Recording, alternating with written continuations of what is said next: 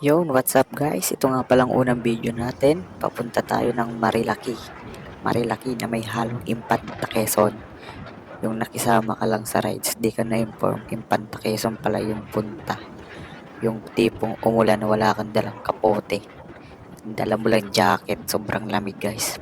Nabasa ako dyan, mabuti na lang mabait yung pinsan ko. Pinahiram mo ng kapote na pangtaas, kaya safe. Ito nga pala guys yung unang bridge na daanan namin. Yan yung ilog niya guys, sobrang ganda. Sobrang lalim. Pag nalaglag ka dyan, patay ka talaga. Kaya ingat kayo dyan guys pag dumadaan kayo, sobrang taas niyan. Yan nga pala guys yung pinaka-view niya. Kung makikita nyo naman, green na green yung mga puno. Malamang puno yan, green yan talaga. Ito nga pala guys yung motor ko. Syempre, flex ko lang.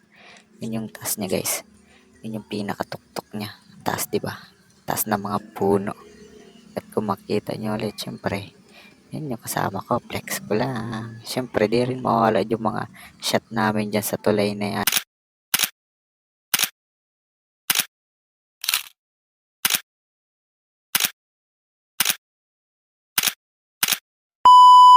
Tapos guys, ito na yung fishport ng Infanta Quezon. Nakarating na kami ng Infanta Quezon fishport. Sobrang ganda ng mga bangkaan lalaki. Siyempre, di rin mawawala yung mga kuha namin dyan.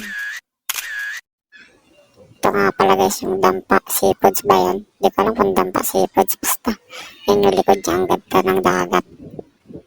Ang ganda ng view niya. Tingnan niyo naman. Ang sarap pa naman ng pagkain. At ito nga pala guys, yung Santa Maria. Yung tambayan ng mga motorista. Sobrang dami niya guys sa tabi. Daming nakaparking na motor. Mapapatambay ka talaga. Tingnan mo naman yung view. Sobrang ganda, sobrang taas.